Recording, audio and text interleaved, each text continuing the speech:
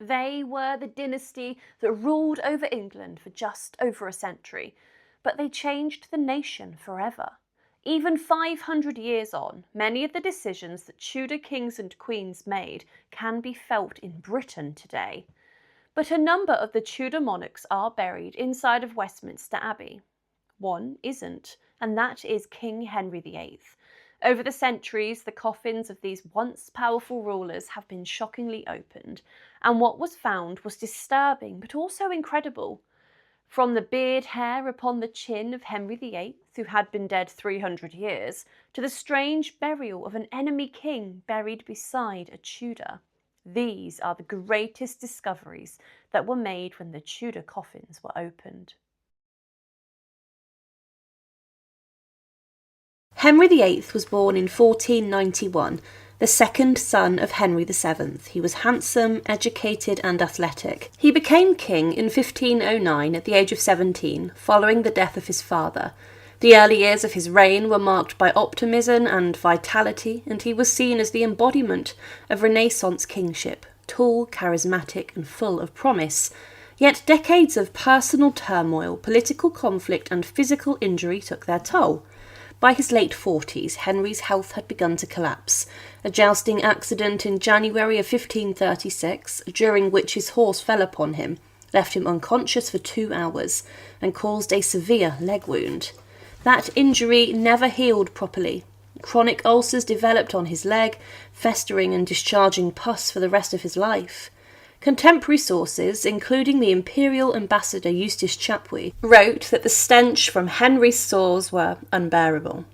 This leg wound, combined with an increasingly sedentary lifestyle and gluttonous appetite, contributed to his rapid physical decline. Once a trim sportsman, Henry grew massively obese, and by the 1540s he reportedly measured over 50 inches around the waist, and required a mechanical hoist to lift him onto his horse or into bed.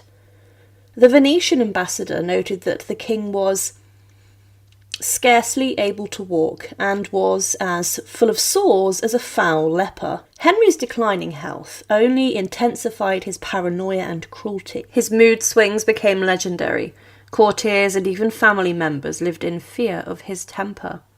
He executed 2 of his wives, Anne Boleyn in 1536 and Catherine Howard in 1542, and countless nobles and former allies, including his trusted minister, Thomas Cromwell.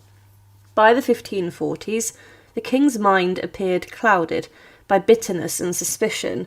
He lashed out at both Protestants and Catholics, unsure whom to trust. His once keen intellect dulled under the strain of pain and illness.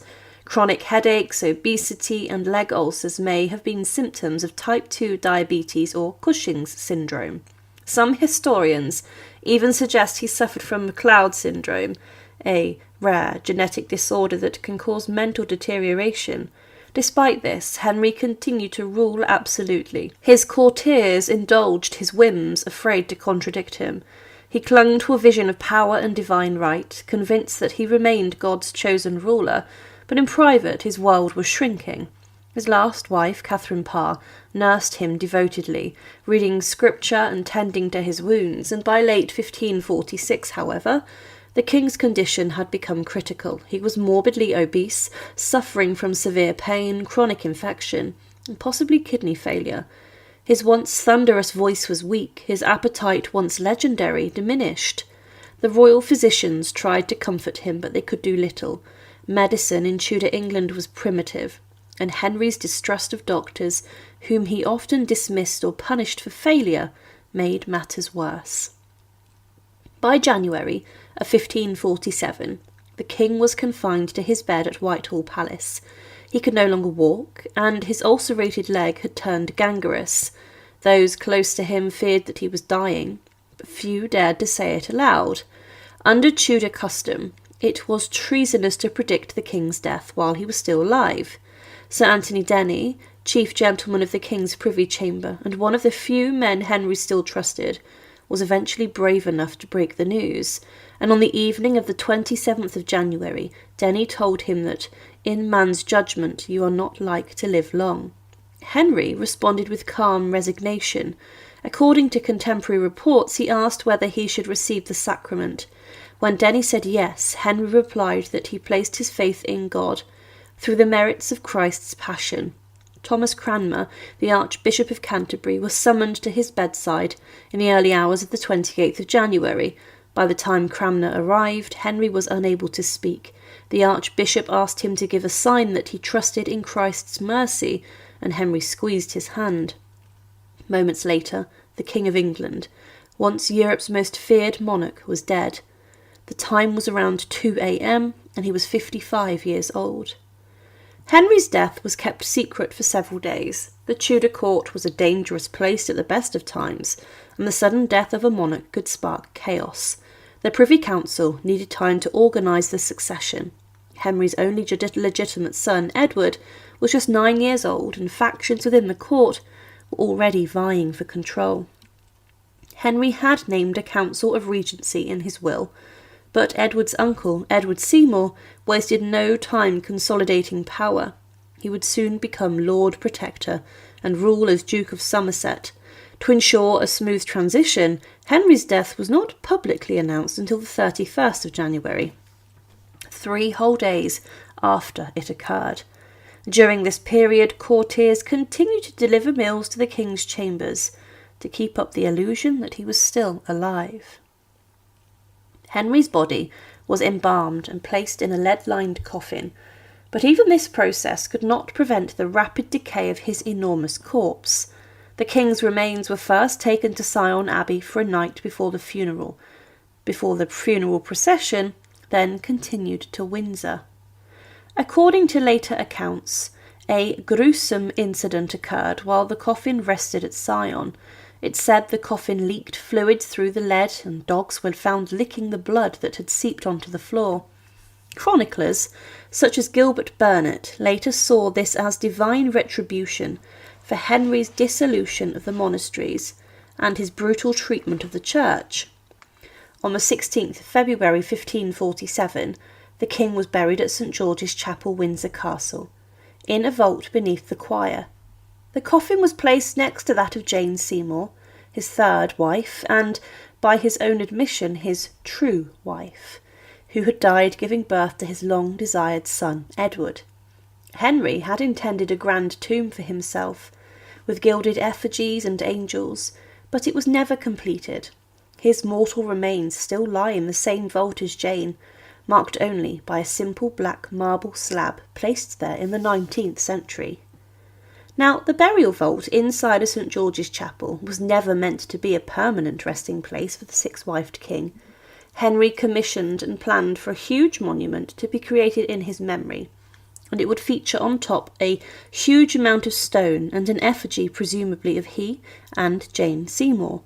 His body, following the completion of this, would then be taken presumably to Westminster Abbey to be buried in a vault under the tomb. But his children never finished the construction of his tomb, and over the years Henry's coffin was just left inside of the vault. Now, when the vault was first opened, it was to bury the executed corpse of King Charles I, a century after Henry's death. Charles was the king who caused the English Civil War, and he was, at the time of his death, considered by most a tyrant. But he had many supporters, so Parliament, the king's enemy, decided to inter Charles quietly inside of Henry VIII's vault. Now, when the vault was opened, work needed to be done to allow Charles's coffin to be placed inside. Henry VIII's coffin, which was large, had shown signs of damage and cracking. There were reports that an explosion of gases from within the coffin had caused damage to his body. However, it was noted that Henry's coffin was damaged. It was alleged that even his face could be seen, and those who entered the vault would claim they could see the king's beard on his face within the coffin. The vault itself contained today 3 coffins, one of Henry, another belonging to Jane Seymour, his third wife, and then King Charles I. The trestle that Henry's coffin sat on was damaged when the coffin was moved to the side for Charles, but it's also important to note that another burial was carried out when an infant child of Queen Anne was interred. The burial vault is very small and hardly contains enough room for the 3 remains. It was opened another time by a foot soldier who worked inside of Windsor, and this man allegedly stole a bone of Henry VIII by drilling a hole into the coffin, and he then wanted to craft a knife handle using the bone of the infamous Tudor king. But this was discovered, and the bone was then returned, and by the last time the vault was then opened, Henry's remains had decayed to a complete skeleton, as the damage to the coffin had led to his embalmed remains to become just bones. So, under the choir inside of St. George's Chapel, thousands of people each week walk past a small black marble slab that tells that 2 of England's most infamous and notorious kings are laid to rest beneath their feet inside the burial vault. The bodies of Henry VIII, Jane Seymour, Charles I, and a small child rest, and it's not believed that the bodies have been disturbed in over a century. Fitzroy was born around mid-June 1519. His mother was one of Henry VIII's mistresses, Bessie or Elizabeth Blount, and she was actually a lady-in-waiting to Henry's first wife, Catherine of Aragon, and Fitzroy was actually conceived whilst Catherine was awaiting the birth of one of her children. So that shows you what kind of a man Henry VIII was. He was happy to sleep with his wife's close friends whilst his wife was giving birth. Anyway, Bessie Blount never returned to the royal court after Fitzroy's birth, and Henry VIII was enamoured with the fact he had a son. The baby boy's arrival caused no huge panic at court, but the king proudly showed him off. Cardinal Thomas Wolsey was the godfather and may have christened the child.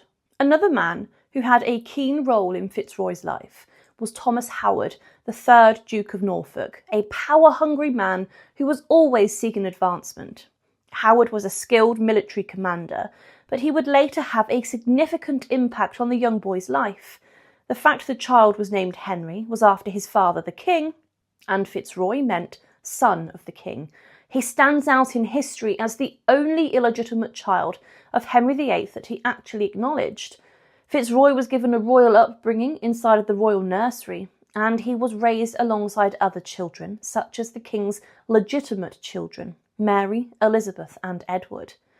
He was given a significantly decent upbringing and education too, and was referred to as Lord Henry. But the king had great plans for him. You see, Henry VIII lacked his male heir, and the only surviving child of his first marriage was Princess Mary. Henry Fitzroy was obviously being prepared for kingship, and the king's only living son looked like an attractive possibility to be the heir to the Tudor king. He was given his own residence at the age of 6, and was raised as if he was a prince of royal blood, not a royal bastard. He had this huge ceremony in the June of 1525, in which huge honours were bestowed upon him. Fitzroy was taken down the River Thames and was made the Duke of Richmond and Somerset in the presence of his father, and he was given the highest rank of the peerage. He also inherited much of the lands belonging to Margaret Beaufort, Henry VIII's grandmother, and the mother of King Henry VII. Henry VIII also granted him a rather huge annual gift of almost £5,000, a huge sum in today's money. The king was very proud of his son, and it was said that it seems that the Queen resents the earldom and dukedom conferred on the king's natural son and remains dissatisfied. At the instigation, it is said, of her 3 Spanish ladies, her chief counsellors, so that the king has dismissed them from court, a strong measure, but the Queen was obliged to submit and have patience. So Catherine of Aragon was not the happiest. And Fitzroy was also made a Knight of the Garter and the Earl of Nottingham, and was also made the Lord High Admiral of England and the Lord President of the Council of the North, despite being a child. He was dealt with like a prince, being raised at Sheriff Hutton Castle in Yorkshire, but Henry VIII searched for a wife for Fitzroy and, as mentioned, he did consider marrying his daughter off to him, meaning that Fitzroy would have married his own half-sister. But then the influential Duke of Norfolk, Thomas Howard, made a match between Fitzroy and Lady Mary Howard, his daughter. It is believed that Fitzroy was present at the execution of Anne Boleyn as a witness for the king, but he got sick in the July of 1536 and then succumbed to his ill health very quickly. It is believed that he died from tuberculosis or some issues with his lungs. He went downhill rapidly and died inside the Royal Palace of St James's in London on the 23rd of July 1536. The king was devastated, but his father-in-law took over the funeral arrangements. The Duke of Norfolk arranged for Fitzroy's body to be embalmed, and his internal organs were removed from his body, including his heart, and were placed in a separate box shortly after death. Then the body was wrapped in a thick cerecloth, practically mummifying the young teenager, and then the body was wrapped in lead and was placed inside of a coffin. Under the cover of darkness, the coffin of Fitzroy was taken out of London in a closed cart for a secret burial. The body was placed in a straw-filled wagon, and there were only 2 attendants acting as mourners. It's not known why there was so much secrecy, but this is what the king wanted. Fitzroy was buried inside of Thetford Priory in the Duke of Norfolk's lands, and in the burial place and mausoleum for members of the Howard family. But in the February of 1540, when the dissolution of the priories and the monasteries kicked in, Thetford was to be shut down. Howard appealed to the king to not close it, as his first wife and Fitzroy were buried there. The king ordered the priory closed, but the king also wrote to Howard saying how he was angry and upset that Fitzroy had been buried with no pomp and no ceremony. At some point, around 1540, the body of Henry Fitzroy was exhumed and taken out of the Howard mausoleum. The ground was broken and the coffin was placed on the back of a cart, which took it to Framlingham and specifically the Church of St Michael. This became the burial place of the Howards, and Fitzroy's body was interred inside of a grave within the main church, but this would be only temporary. You see, Thomas Howard had ordered 2 tombs to be made at Framlingham, one for himself and one for Fitzroy, but Howard fell from favour and was thrown inside the Tower of London, and the building work came to a halt. This was finished around the year 1555, meaning Fitzroy's tomb was finished almost 20 years after his death. He would then have been exhumed from his grave inside the church and then placed inside of the tomb. The tomb is a large chest without any effigies, but it is likely that these were intended to be placed on top of the tomb. The tomb is covered in Howard heraldic shields and scenes from the Old Testament, but it is believed today, as mentioned, that these were not the original tombs. However, there is another piece of information I can bring you that very few people, if any, know about. You see, inside of Framlingham Church in 1841, there was excavation work conducted under the tombs of Thomas Howard and Henry Fitzroy, right next to the altar.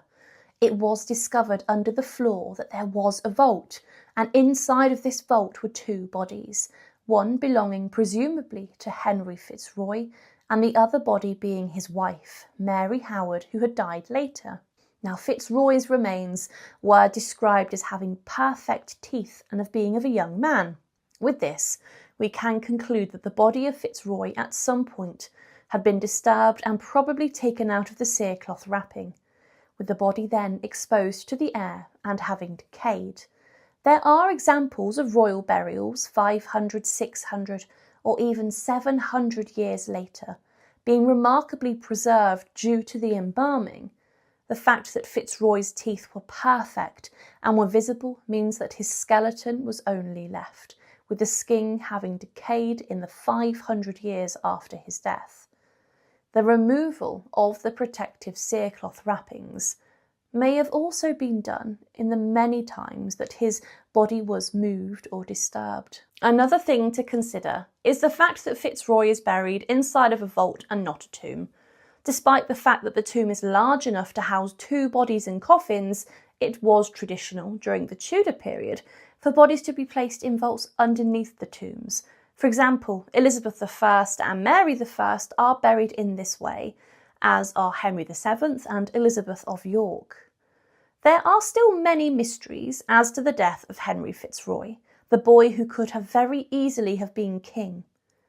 He'd have been King Henry IX today, as he is still buried under the floor of Framlingham Church, inside of a vault, but it is known that his coffin has been disturbed and his skeletal remains are present.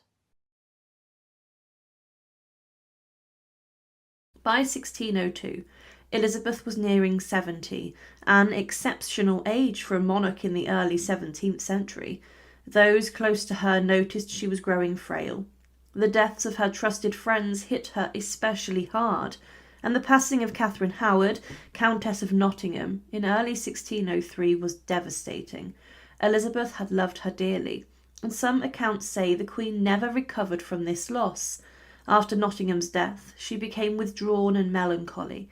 Her physical health also worsened, and Elizabeth suffered from swelling in her legs, likely dropsy, a condition caused by heart or kidney failure. She was increasingly weak and struggled to eat, yet she refused medical treatment or bed rest. Proud and politically aware, she knew that any signs of illness could spark instability or plots. And by March of 1603, it was clear that Elizabeth was dying. She spent long hours standing or sitting on cushions, staring into space, refusing to sleep.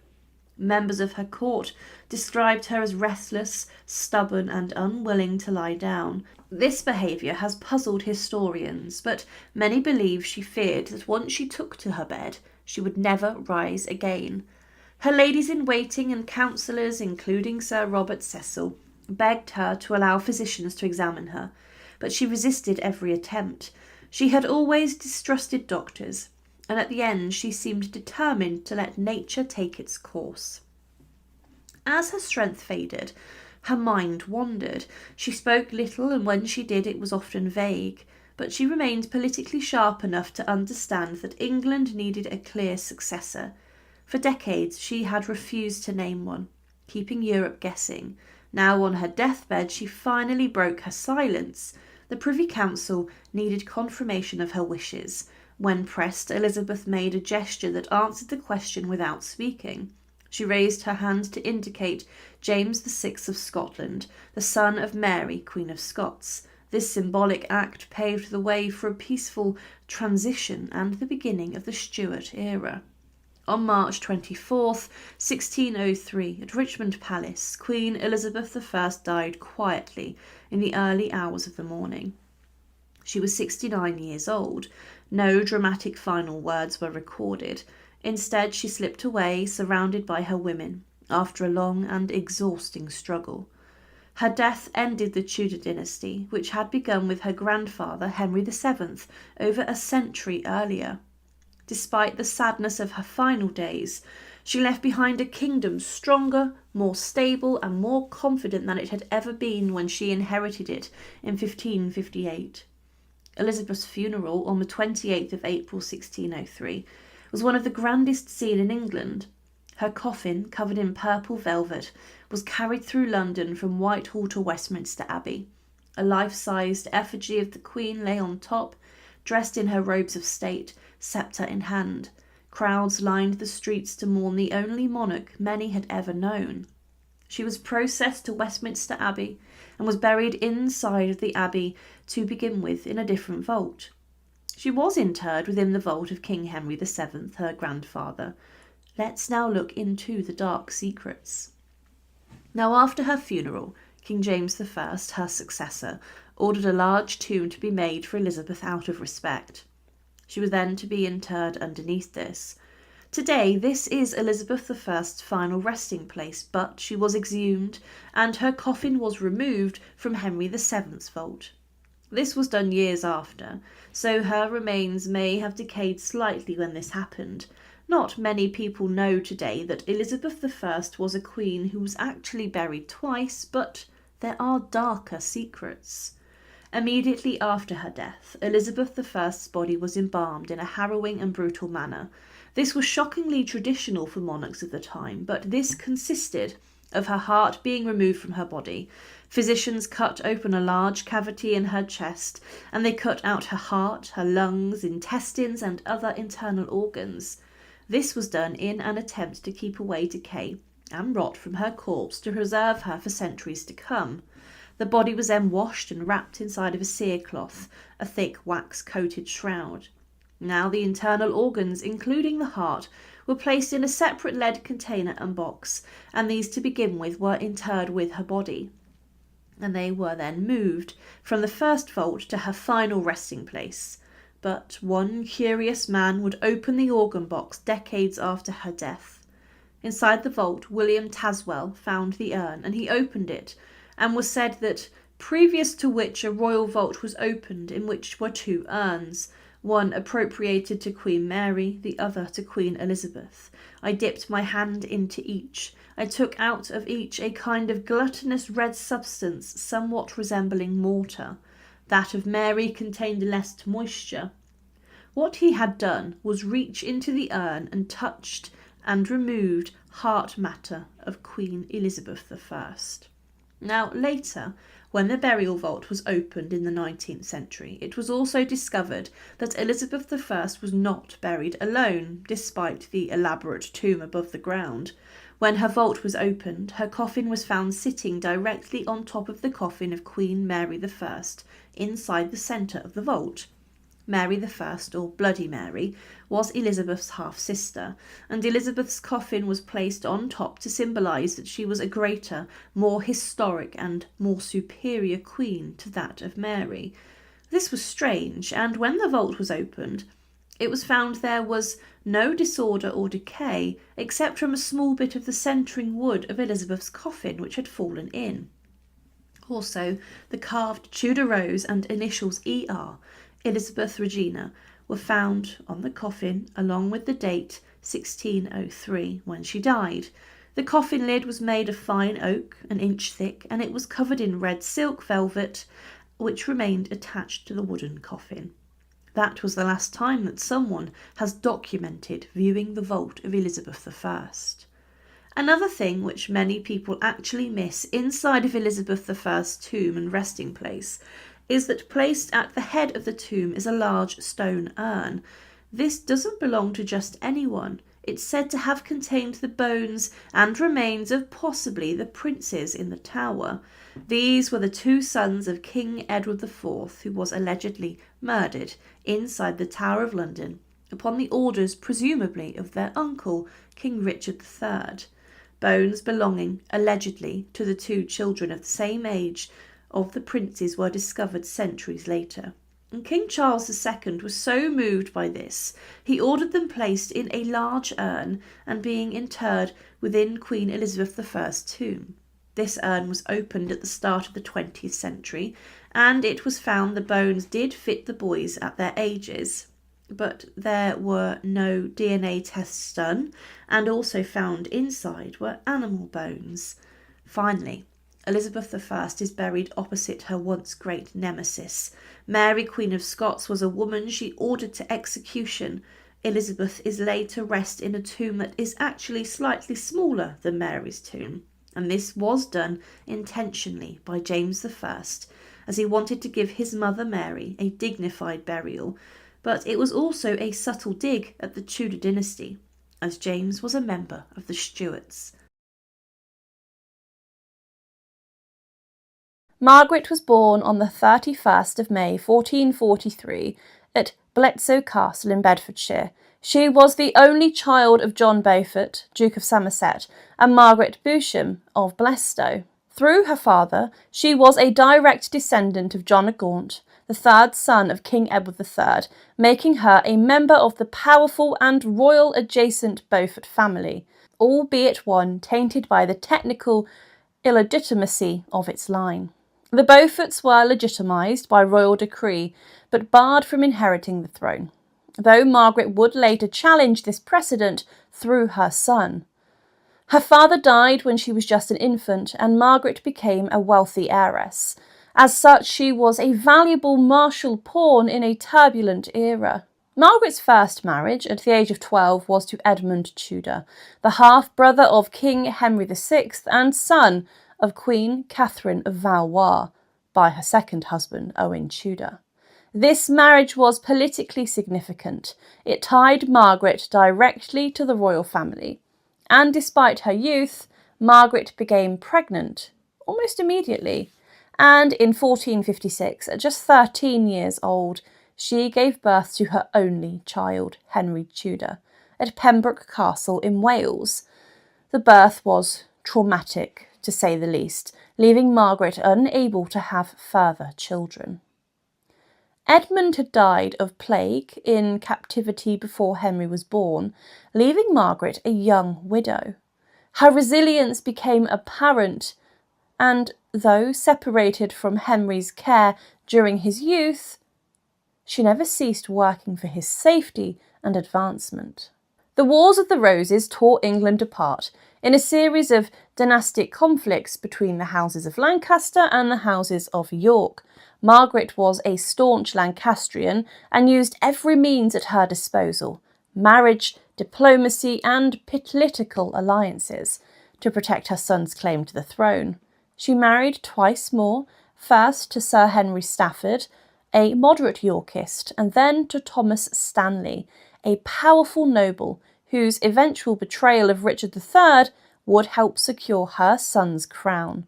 Though living under the rule of Yorkist kings, especially Edward IV and later Richard III, Margaret manoeuvred carefully, maintaining her status while secretly plotting for her son's return from exile.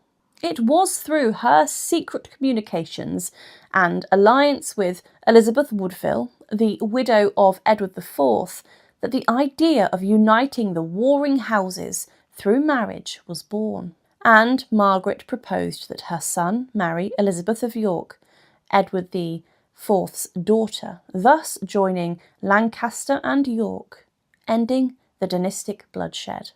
In 1485, Margaret's son landed in Wales and defeated Richard III at the Battle of Bosworth Field, claiming the throne as Henry VII. Margaret was instrumental in this victory. Though she did not fight on the battlefield, her political negotiations and intelligence network were vital. Upon Henry's coronation, Margaret styled herself not as Queen Mother, which would have implied competition with her daughter-in-law, but as My Lady the King's Mother, a unique title she insisted upon. She retained her own household, lands and influence. In many ways, she acted as a co-ruler with Henry, sitting in on royal councils and managing finances. Margaret was deeply pious and highly educated. She was a major patron of the church and of education, and she funded the founding and endowment of Christ's College and St John's College at the University of Cambridge, and she was responsible for the translation and printing of many religious texts. She also laid down a strict moral code at court and was a matriarchal figure in her grandchildren's lives. She lived to see her grandson, Henry VIII, become the heir to the throne following the death of his elder brother Arthur, the Prince of Wales. Margaret Beaufort's health took a turn following her son, Henry VII's death, but she remained an active political player until her own death. She was an executor of her son's will, but in the June of 1509, she had her final illness. She was staying in the abbot's house at Westminster for the coronation of her grandson, Henry VIII.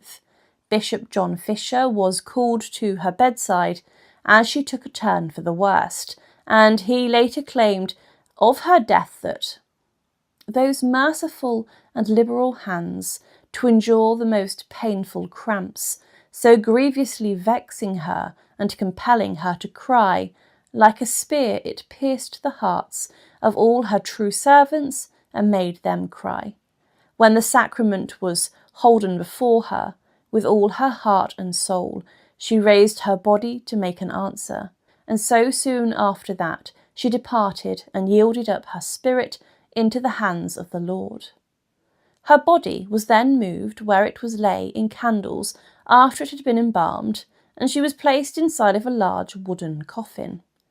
The funeral occurred on the 9th of July 1509, and she was buried inside of the south aisle of Henry VII's Lady Chapel, the large Tudor mausoleum and extension inside of Westminster Abbey. She was placed inside of a burial vault of which the one next to her would one day become very crowded.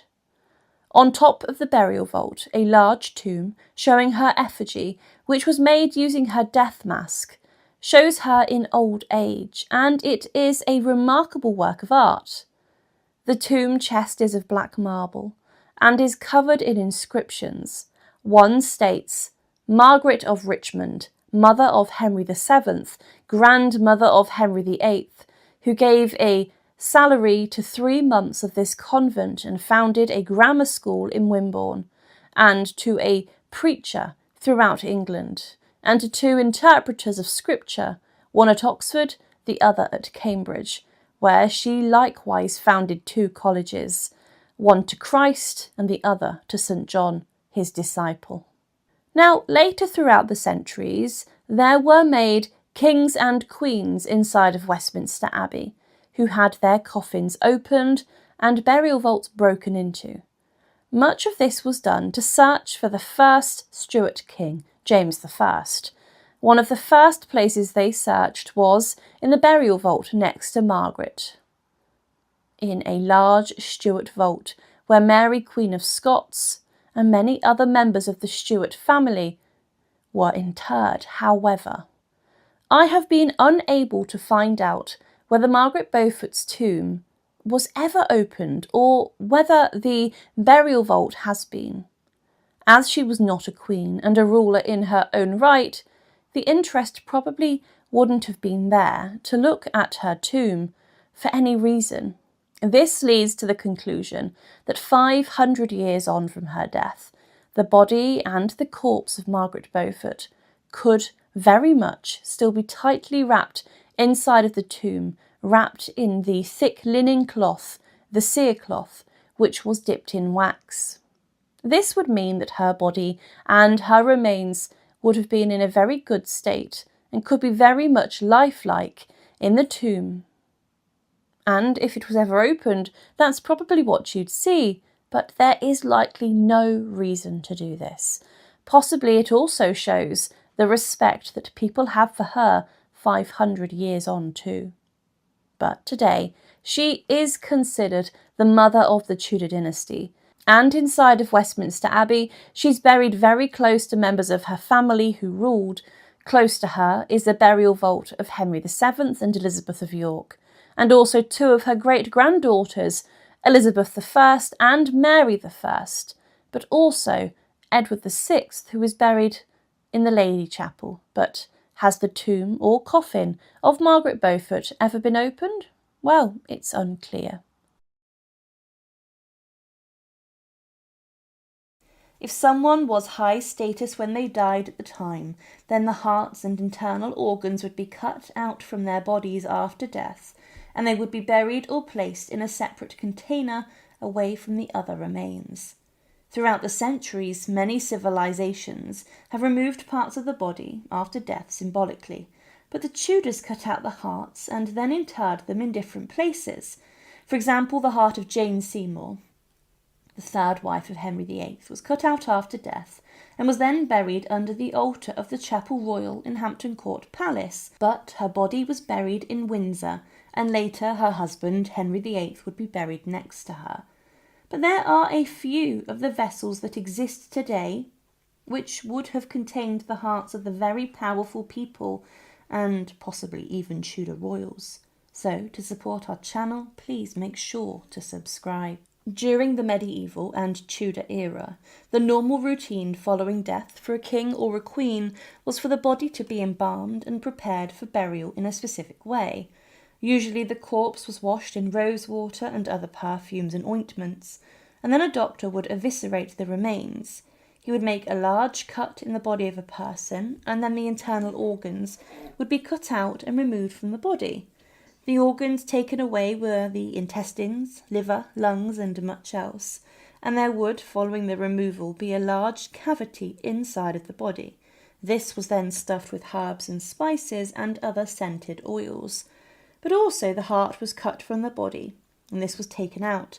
The heart was, of course, considered one of the organs which would cause decay inside of the body, and the Tudor doctors wanted to preserve the remains as best as they could, and they knew that the heart, liver, intestines, and other organs would quicken up the decay process, leading to the corpse beginning to rot. The kings and queens had their hearts removed and cut from their bodies, and then these would be placed inside of a specific, usually lead, metal casket. Recently, on a visit to the museum, the British Museum, I saw one of these boxes and coffins, and it had contained the heart of Sir Henry Sidney, the former Lord Lieutenant of Ireland and adviser and courtier to Queen Elizabeth I. His heart would have been placed in this lead box and then interred in a place close to his heart, if you pardon the pun. After the death of Sir Henry Sidney in 1586, he was buried at the family seat of Penhurst in Sussex, but the tomb was never finished. His heart was buried in his daughter Ambrosia's tomb in Ludlow's St. Lawrence's Church, and this was done allegedly as a way of Sidney's devotion to his daughter, and also to the loyalty to the town of Ludlow, like he loved also. The heart-shaped coffin container is made from lead, and it contains a coat of arms on the lid and Sidney's name and initials surrounded by a garter and an inscription on the bottom. Heart burial vessels like these are very rare, and one from the 1500s, specifically in 1562, was found in Yorkshire in 2009 belonging to John Peck. Peck may have served with the Knights Hospitalier or St. John's, as his heart urn was decorated with these symbols. He may have sent his heart also to Malta to be buried. There have been a number of legends which have emerged in the years following relating to the hearts of Henry VIII's wives. As mentioned, his third wife had her heart buried where she died at Hampton Court, but Anne Boleyn, the executed second wife, allegedly, according to a legend, had her heart removed and then buried elsewhere. Her body was interred inside the Tower of London's chapel after her head had been cut off by a French swordsman, the Sword of Calais, inside the Tower of London. There was a legend in Suffolk, in England, that emerged after the alleged discovery of a heart-shaped vessel inside of a small church in the village of Irwarton. This container, it was stated allegedly, contained the heart of Anne Boleyn. The heart-shaped tin casket was discovered in a chancel wall, and it was then reinterred beneath the organ with a small plaque marking the spot. This, as mentioned, is a legend, but Anne Boleyn's uncle did own the land and the nearby mansion, and she spent many happy days here as a child, playing in the gardens around the church. So there was a possible thread of believability in this. Some historians have doubted the legitimacy of this, but the villagers still believe to this day that Anne Boleyn's heart lies inside of this chapel. Queen Elizabeth I, the daughter of Anne Boleyn and Henry VIII, also had her heart removed after her death. Elizabeth hated the idea of being embalmed and eviscerated, and she left specific instructions as to what to do to her remains in the days after her death. But the doctors got to work embalming Elizabeth's remains, and they worked quickly to make sure they had the best chances of preserving the body. The doctors, while she was still inside of her bedchamber, made a large incision into her chest, and they then cut out her heart. Her entrails and internal organs were also cut out, and were then placed into a lead casket. Her wishes were ignored, and the surgeons cut out her internal organs and her heart. Her heart was then interred inside the same burial vault as her, as it was not stipulated where it should be buried. Her remains were later removed and popped into the same burial vault as Mary I, her half-sister. Now, Elizabeth's funeral took place weeks later, and it was a huge procession. It was said that Queen Elizabeth was interred with great pomp in Westminster Abbey, at which time the city of Westminster was surcharged with multitudes of all sorts of people, in the streets, houses and windows and gutters, who came to see the obsequy, and when they beheld her statue or effigy lying on the coffin, set forth in royal robes, having a crown upon the head thereof, and a ball and sceptre in either hand, There was such a great sighing, groaning, and weeping, as the like hath not been seen or known in the memory of man. Neither does any history mention any people, time, or state. This same effigy or statue used for Elizabeth I is believed is still inside of Westminster Abbey. But Elizabeth was buried inside the same vault and grave as her half-sister, Mary I. Another account says, the corpse of the late Queen lay in state at St. James's for more than 3 weeks whilst the mourning clothes and funeral arrangements were prepared. On December 12th, when all was ready, her funeral cortege formed in the courtyard of the palace for the solemn procession to Westminster. The funeral procession came to rest at the great door of Westminster Abbey, and Elizabeth I's body was taken inside. It was said that 100 poor men in black gowns kept watch over her body all the night, holding long torches in their hands, and around them the soldiers of the royal guard stood with their staff torches. The next day the requiem mass was sung. When the eulogy was over, the coffin was carried to Henry VII's chapel in the abbey and placed in a grave on the north side. Her heart, being severely enclosed in a coffin covered with velvet bound with silver, was then separately interred. The household officers broke their staves and threw them into the grave. As they did so, the trumpets sounded to the signal the beginning of the funeral banquet. The chief mourners went to dinner, leaving the funeral trappings unguarded. In a few minutes, the servants and hired mourners and Londoners who'd come to see the Queen laid in her grave had torn down the banners and standards, the arms displayed around the altar and the hangings fastened to the walls. They scrambled and fought one another for scraps of cloth, until the embroidered cloths were in shreds and the Queen's eulogy pulled into 100 pieces. She was initially buried inside of the same vault as her grandparents, Henry VII and Elizabeth of York, but when her successor came onto the throne, he commissioned a tomb for her above Mary I's vault. Elizabeth's body, as mentioned, was moved there, as was the small container which held her heart. But in 1670, over 60 years after her death, the casket containing Elizabeth I's heart was found by a curious young boy named William Caswell. He was a choir boy inside of Westminster Abbey, and whilst working he came across the depositories and he looked inside one of the boxes which contained Elizabeth's heart. He noticed 2 hearts inside. Presumably the other belonged to Mary, who was also buried with Elizabeth. It was claimed that within niches were the urns, one with the name of Queen Mary, the other with that of Queen Elizabeth. I dipped my hand into each and took out each of a king and glutinous red substance, some of what resembling mortar.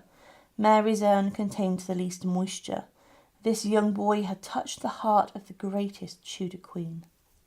The heart coffins for the Tudor period are today very rare, and there are few which survive. The one inside the British Museum was the first that I'd ever seen, and it was a shocking discovery for myself, amongst some of history's most incredible artefacts.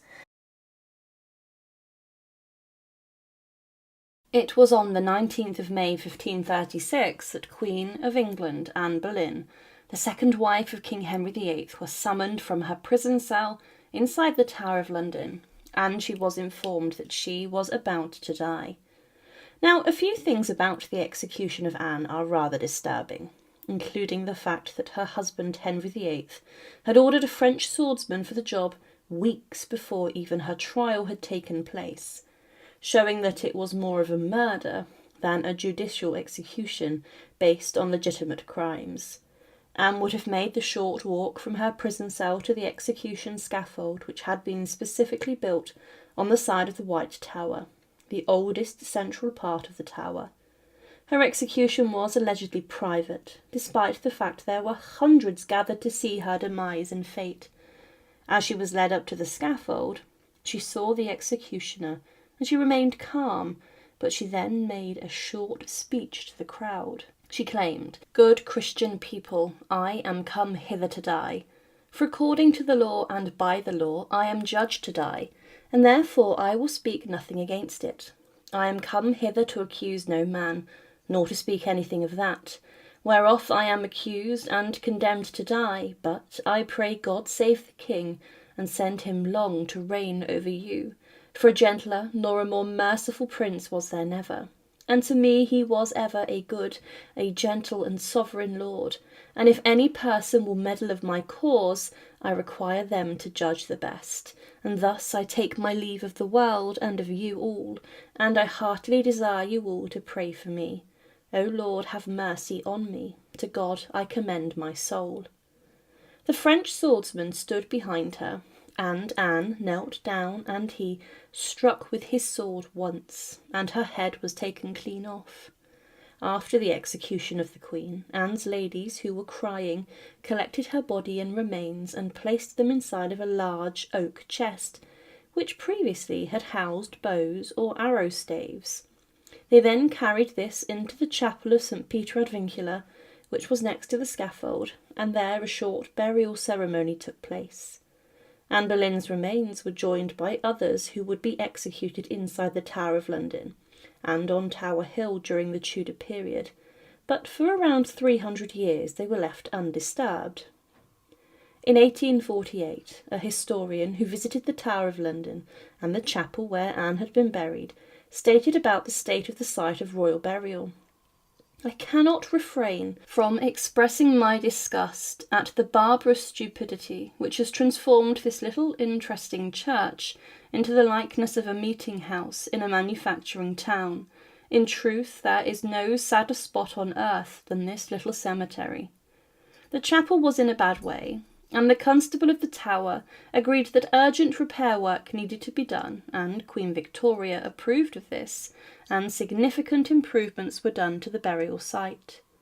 Queen Victoria wanted to protect the place as a site of royal burial, but one of the biggest issues inside of the church was the fact that the floor was sinking and was heavily damaged. It was stated by one of the builders that, on removing the stones of the pavement, it was found, as reference to the burial register too abundantly proved, that the resting places of those who had been buried within the walls of the chapel during the troublous times of the 16th century had been repeatedly, and it was feared, almost universally desecrated. When the Tower ceased to be a residence of the sovereign or a state prison, the chapel of St. Peter's appears to have gradually come to be regarded too much in the light of a mere ordinary parish church, in which the interment not only of those who had lived in the Tower, but even the residents in the neighbourhood, were freely permitted. It is true that the bodies of those who had perished on the scaffold or died as prisoners within the walls of the Tower were buried, no doubt intentionally, in great obscurity. But even if some memorial stone had recorded their burial place, it is doubtful whether that would have protected their remains. For in the instance of 3 Scotch lords, Lovat, Balmenio and Kilmarnock, although their graves were specifically marked by a stone, which is still preserved, it was found that their bones had been much disturbed, so much so indeed as to be beyond all possible means of identification. It's even feared that in some instances coffins had been designed brokenly up and their contents scattered in order to make room for some fresh occupants of the ground. So many of the bodies of those who were executed inside the Tower of London were found and discovered, but all those who died on Tower Hill also mixed into the collection of remains were the bones of local people who had come for years to the chapel to worship, and they were interred there. However, one of the bodies the builders discovered was analysed by archaeologists and specialists, and this was confirmed as being the remains of Queen Anne Boleyn. Dr. Frederick Mowat, the Professor of Medicine to Queen Victoria, helped carry out examinations, and he stated that Anne's body belonged to a female of between 25 and 30 years of age, of a delicate frame of body, and who had been of slender and perfect proportions. The forehead and lower jaw were small and especially well formed. The vertebrae were practically small, especially one joint, the atlas, being that next to the skull, bearing witness to the Queen's little neck. He then stated, "The bones found are certainly those of a female in the prime of life, all perfectly consolidated and symmetrical, and belong to the same person. The bones of the head indicate a well-formed round skull, with an intellectual forehead, straight orbital ridge, large eyes, oval face, and rather square full chin. The remains of the vertebrae and the bones of the lower limb indicate a well-formed woman of middle height, with a short and slender neck. The ribs show depth and roundness of chest. The hands and feet bones indicate delicate and well-shaped hands and feet, with tapering fingers and a narrow foot. He said that Anne would have been roughly 5 foot tall to 5'3" when she was alive, and he confirmed that indeed a sharp weapon had been used to take her head from her body. He also claimed that she had a small neck, the same small neck that, according to contemporary Tudor accounts, Anne had. The remains of Anne were taken outside of the chapel, and they were stored inside of the Queen's house, in the corner opposite, for a number of months whilst the building work took place. They were then sealed up inside of a new lead coffin, and copper plates were placed on top, identifying who the remains belonged to. It was on a rather cloudy day in April that the bones were then reinterred of the Queen inside of the chapel of St. Peter ad Vincula. Builders helped to do the job, and there was a short service. The men watched on as the boxes were then reburied 4 inches below the surface, and carefully noted were the positions of the burials. On top of where Anne was buried, a marble decorative tile floor marks the place where she was buried. She was interred below the communion table, second in from the left on the first full row of burials. She was buried between her brother George Boleyn and Edward Seymour, the Duke of Somerset. The men who were carrying out the building work would open the grave of Anne Boleyn, and they had a rough idea that she was buried close to the high altar. No DNA analysis took place on her remains, which would have completely confirmed that the bones belonged to Anne Boleyn. There have been some rumours that some of her remains may have been moved out of the tower, but still today it's believed, even by the beefeaters who work inside of the Tower of London, that the bones of Anne Boleyn are interred below the altar of the Chapel of St. Peter ad Vincula. Thank you for watching, and to support our channel, please make sure to subscribe. And again, thank you so much for watching.